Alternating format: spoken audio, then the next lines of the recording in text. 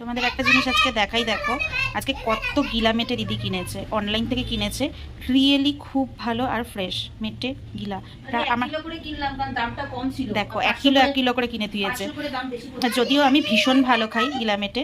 তো আর এদিকে আমাদের ঘরে একটা ছোট্ট টিয়া পাখি এসছে, সেই টিয়া পাখিটা ওটাও করছে, তোমরা মনে হয় শুনতেই পাচ্ছ।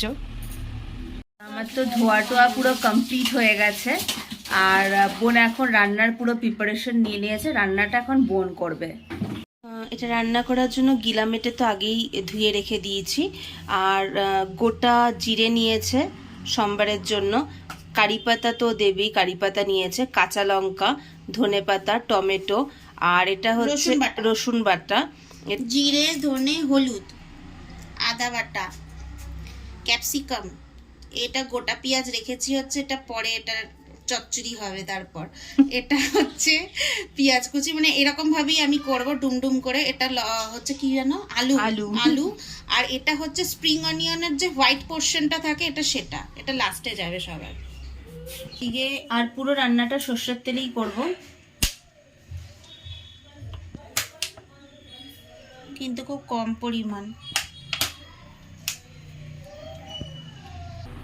আমি এদিকে সর্ষের তেল দিয়ে দিয়েছি, এই পরিমাণ দিয়েছি। আর এবার দেব হচ্ছে জিরে ফোড়নে, আর একটুখানি দিই, জিরেটা একটু ভাজা ভাজা হবে।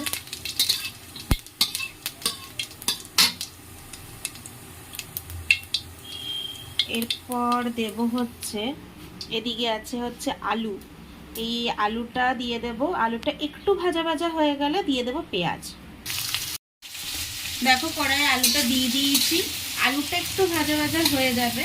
তারপর দেবো এরপর পেঁয়াজ, যাতে পেঁয়াজটা খুব নেতিয়ে না যায়, কারণ আমার নেতি পেতে গেলে বেশি সবজিগুলো ঘেটে গেলে ভালো লাগে না।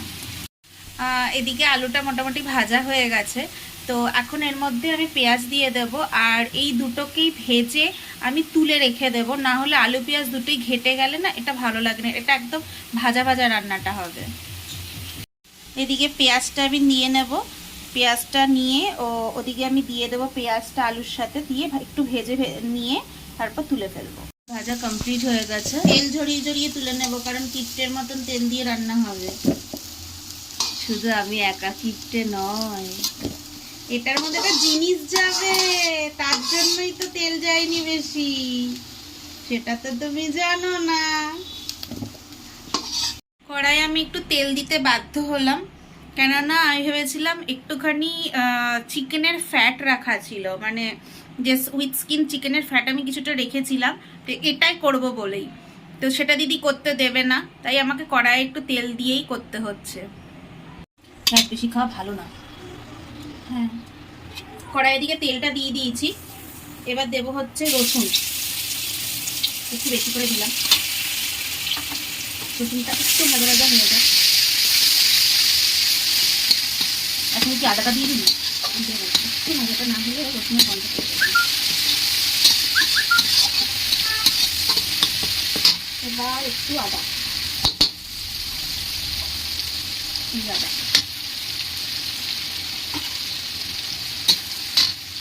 আদা রসুনটা ভাজা ভাজা হয়ে গেছে।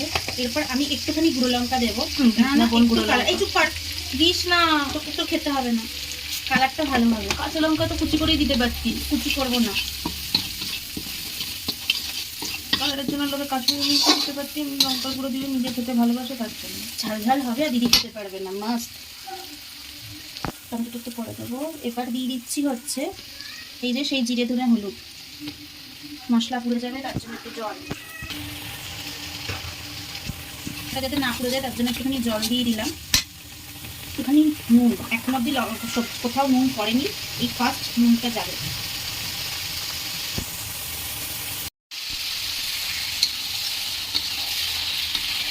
আমাদের গিলা মেটেতে যতই দাও শান্তি হবে না। তারপর হচ্ছে আমি যে রেসিপিটা করছি সেটা। বোনের কোন খাবারটার ভালো লাগে না? কারণ ও গিলা মেটে ভালো খায়, বিরিয়ানি দাও ভালো খায়, ইলিশ মাছ ভালো খায়।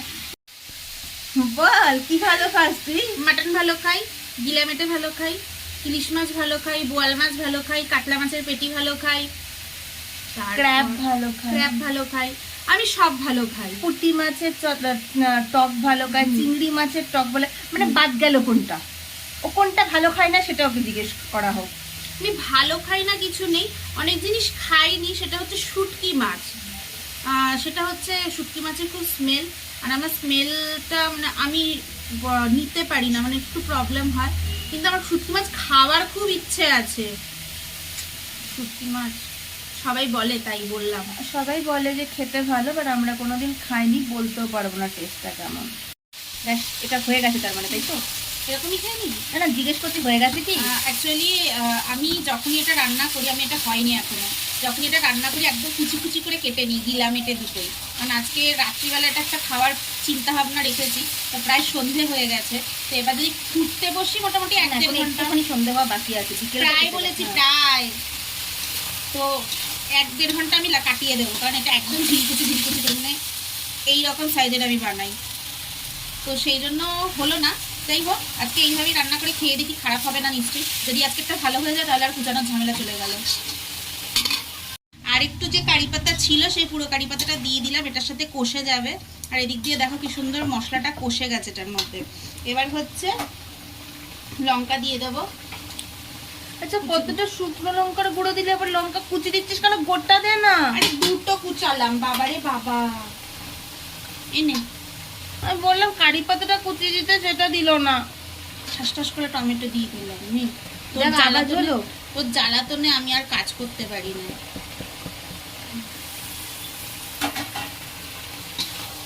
টমেটোটা দিয়ে দিলাম, টমেটোটা দিয়ে একটু কষাবো।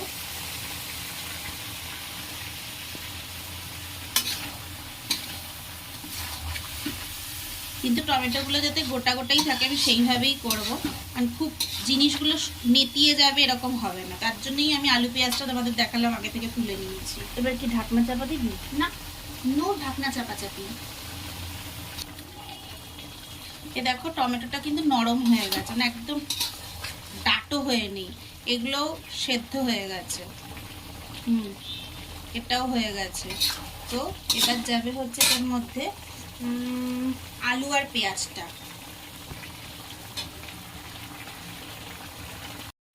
কমপ্লিট তো হয়ে গেছে, কিন্তু এই যে জলটা রয়েছে, জলটা একটু না শুকালে সব ক্যাপসিকাম দিইনি তো এখনো, আজ বাড়িয়ে দেবো, নেতিয়ে যাবে। হ্যাঁ, আজ বাড়িয়ে দিয়েছি অলরেডি। পুরো ইয়েটা ছেড়ে দিয়ে একটু তেলটাও ছেড়ে গেছে, কিন্তু আমার মনে হচ্ছে একটু খাট্টা খাট্টা হলে ভালো লাগতো। একটু ঝালের তো বিন্দু বিসর্গ হয়নি, আর আমার দিদি পাগল হয়ে যাচ্ছিল। আমি কিন্তু এখন টেস্ট করে দেখেছিলাম, তো এখন তো ঝাল হয়নি, টেস্ট করে বললাম।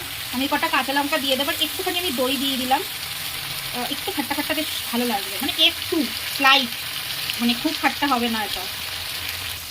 তোমাদের তো বললাম দেখো একদম ঝাল হয়নি, তো আমি কটা কাঁচা লঙ্কা ফাটিয়ে দিয়ে দিচ্ছি, আর কিছু করলাম না, কারণ কতগুলো তো গোটা গোটা দিয়েছি, এতটুকু ঝাল হয়নি। আর তেলটা কিন্তু ছেড়েছে খানিকটা, বেশ ভালো হবে। এটা তোমার ইয়ে ছিল, মানে চর্বিগুলো বলে অনেকটাই ছেড়েছে। তো এবার ভাজা ভাজা হয়ে গেছে, একদম লাগা হয়ে গেছে, দেখতে পাচ্ছ কড়াইয়ের গায়ে। তো এবার আমি ক্যাপসিকাম দিয়ে দেবো।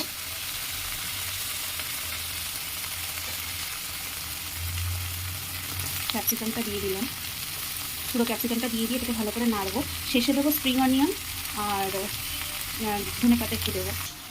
ক্যাপসিকাম দিয়ে দিয়েছি, এ দেখো ক্যাপসিকাম সেদ্ধ মোটামুটি হয়ে গেছে, একদম ক্রাঞ্চিনেসটা এদিকে দেখো পুরো লাগা করে ফেলেছি আমি।